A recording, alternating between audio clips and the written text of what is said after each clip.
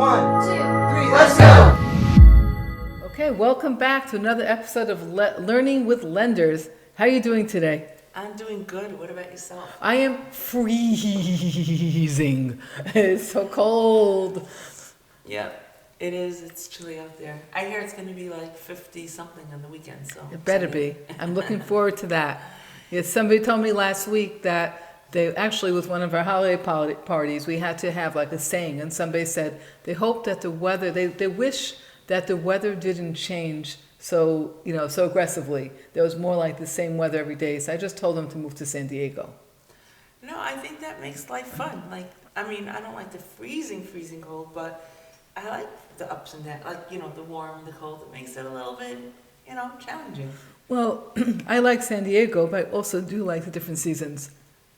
It's sort of like right now we're going through like a challenging time, sort of in the mortgage business. Seasons of change. So I feel like, when seasons change, you get a little cold. Like I have one right now, a little cough. But the trick is how to get through it. I just think it's a lot of sleep. You think it's sleep? Just go to sleep. So your idea is when you have a problem, just to go to sleep? Of course. Hold on. So let's back up. There's an issue. Let's say there's an issue. Let's take a broad issue. There's a couple. Whoa. I'm talking about when you're sick, you go to sleep. When it comes to work, I don't go to sleep when there's problems. Not at all. Sometimes I do. Really? Yeah. Sometimes I'll identify the problems. I'll write it out, and I'll go to sleep. Well, it's very interesting. Some solutions. Well, that's a little different. So I have a situation that happened to me many years ago. I'll tell you when it was exactly. It was the week my daughter Rena was born, and she was born in 1997, and she was born over the holiday of Sukkot, which is in September, October time. And what happened was, it was right before the holiday, and I can we just shut off your phone? We'll start it. We'll continue. Okay? Just mute the ringer. We'll be good. Let's do this. Go into phone. Settings. No, just go into your phone. It's just on top. Yeah. So it happened when she was born, and it was over the holiday, and I just forgot to lock somebody in. And I had promised them a certain rate. And one thing I prided myself on was always delivering what I promised. And it was a 3-day holiday, and I couldn't sleep. Here I am, almost due, I'm pregnant, and I remember counting elephants to fall asleep. And then I remember as soon as I made a decision suddenly, a conscious decision, which I do every single day of my life today, which is one of the weird things about me, I think, what people find strange, or people find like little off-putting, is that I made a decision that never again in my life would I worry about something that I couldn't fix. There was nothing I can do on a weekend. There was nothing I could have done on a holiday. All I can do is I went back to work afterwards was deal with the situation, get them locked in. If it meant I lost money, I just locked them anyway at what I promised them. So today when I said we go to sleep, I don't go to sleep on things, but sometimes I'll put them aside when I can't do anything about them. But when I could, I am all over it. So it's interesting. That's a very. So Lomi, I just want to hear the end of the story. Did they lose money? Did he lose money? Did they? Get I lost $10,000 on that lock. I will never forget who they are, who the people are. Did they know? They did not know, and they actually left the closing angry at me, because way back then, my underwriter told me that they got this low PMI rate, and they told me 17% coverage. I thought that meant that they got the loan amount times 0.17%, and was going to be a certain amount per month. And I gave them a number, and 17% coverage was not the same as the actual PMI rate. So their PMI was about $60 higher per month, and they were mad at me because I lied to them. And there was nothing I could have done about it.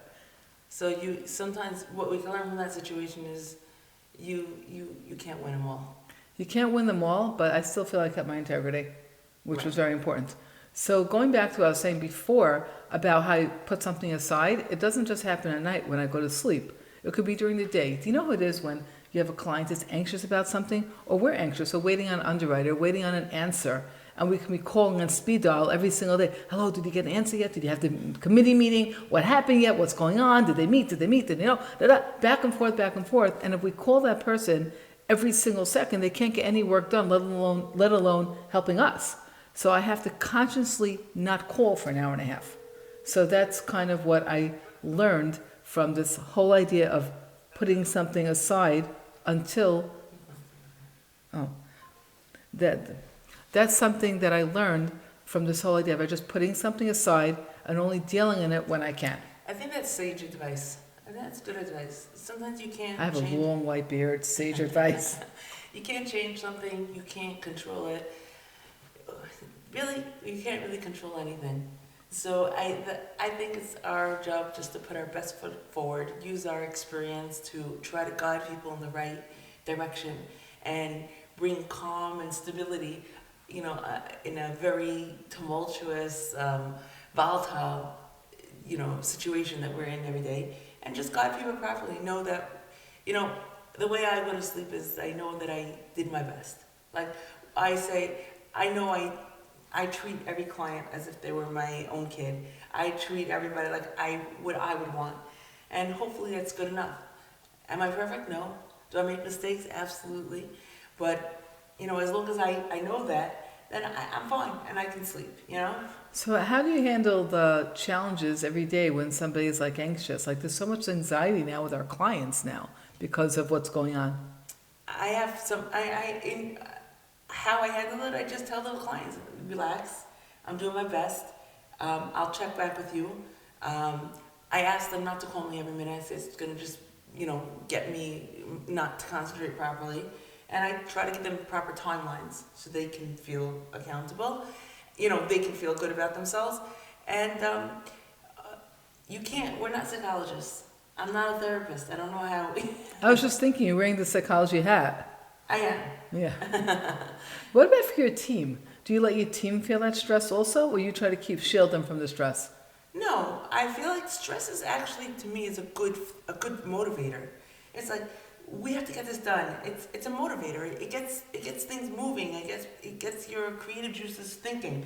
I don't have a problem with it. It's just that if you're stressed out, I don't think it's fair to put that on other team members or on the clients. So I had a team member who was very, very stressed out. I told them to hold her calls off a little bit. Like, don't let her project that onto clients.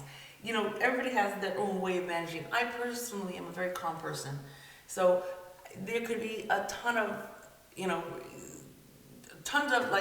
things going on, but I'll still remain calm. I'm not going to let my inner stuff go out on everybody else. But some people, everybody has to know about it. They're crazy. They're running around like a merry-go. So everybody's different.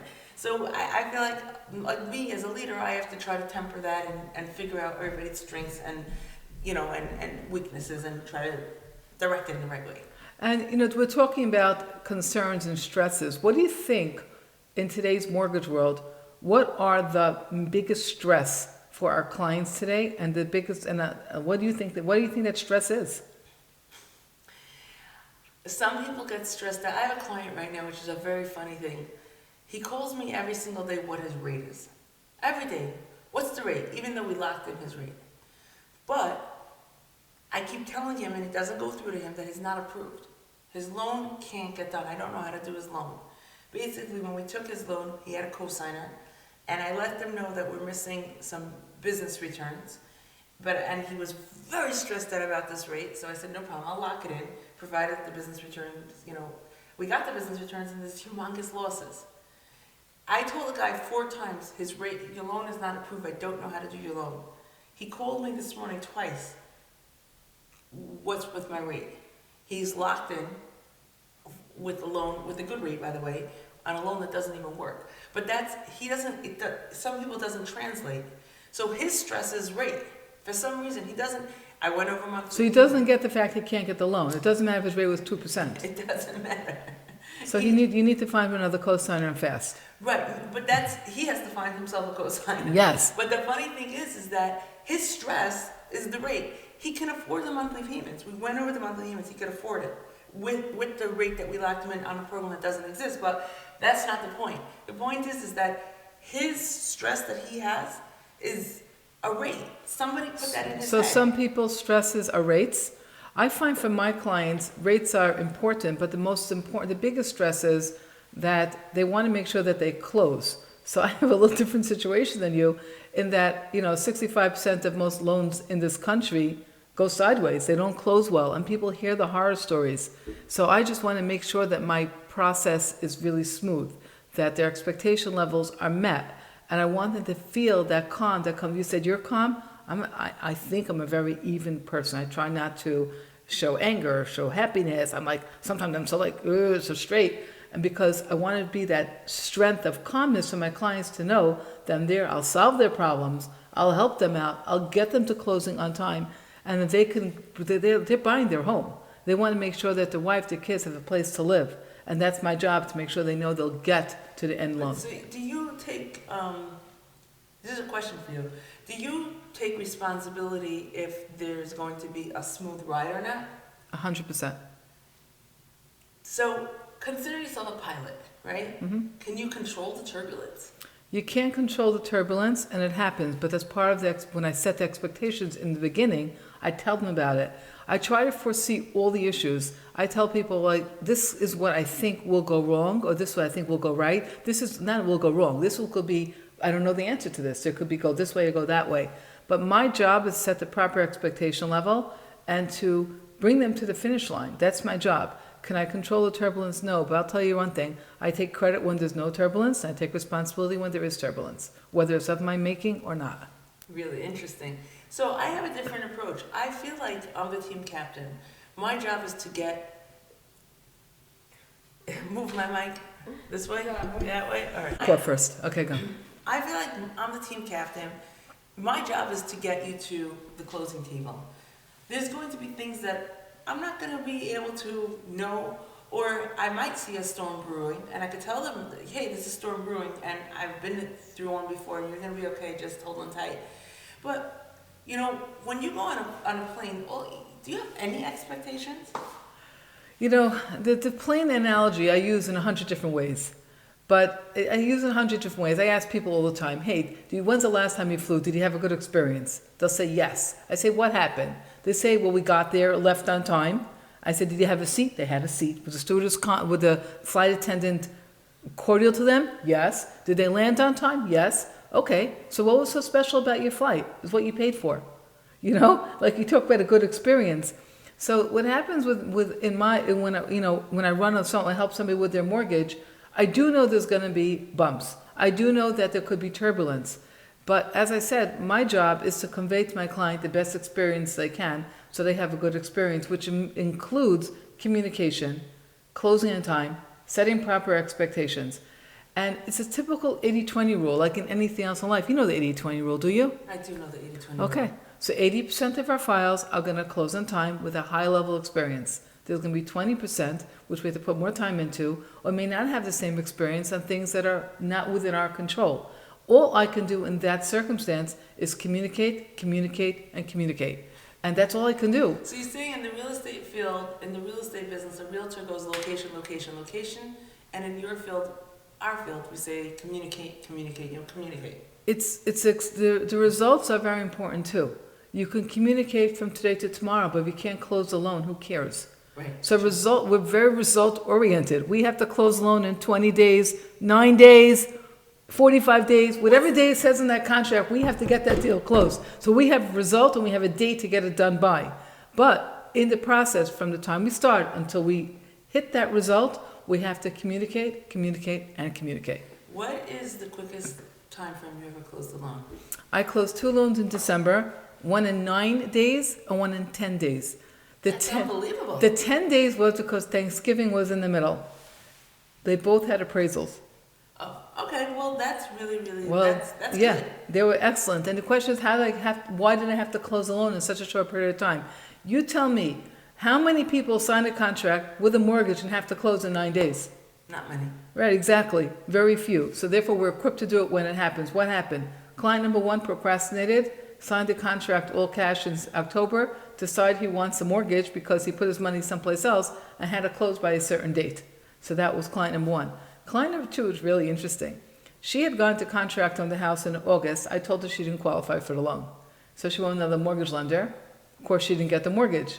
So the people sold the house to somebody else. She hadn't even gotten her down payment back yet. Then that party fell apart. And so the house went back on the market, and at that point she came back to me with a co-signer. And I told her we can do the loan, and the people who were selling the property said they'll accept her back as a buyer if she closed by the end of December. But in the process of this all going on, the buyer had, something had come up with them and they really need to close quicker. And I just said, you know something? I'll get this done really quickly. And we did that in 9 days. That feels really good. Doesn't that, those kind of stories make you... Yeah, like, it pump you up. Makes you feel really good. Yeah. Yeah, and like, so not only were you like validated that you knew your stuff right away, this person doesn't qualify, you actually were able to, you know, save the deal. You know what the best part and the worst part about it was? I felt so good doing it. And that was great. And then the client on the first closing, the one that had wanted to close cash, at the closing table, they actually did a video testimonial that they're so happy that they're at the closing That's table nice. and how well I did it. The second closing, they had to close in 9 days. The best part was they were so happy about it, but I asked the realtor for like a video testimonial, and she said she'd sent one. I never got it, and that was very disappointing. I think that, to me, it's gratifying enough, the action. It'll come back, you know? But I learned about myself. That's why I learned how to be grateful to others, because I really, really felt the need for gratitude. I don't know why. So you now started. That's a great, that's, you know, let's end off our session that way. If you want something, give it to others. 100%. They say, I just read something in the, like a dating column, and the girl, they were saying like they liked each other, mutual respect, but they didn't, like they wanted to progress in the relationship.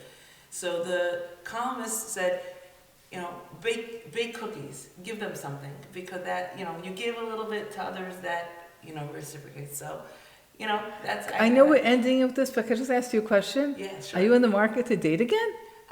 I am not, but I am an avid reader, and I went away for the weekend, and I forgot to bring a book.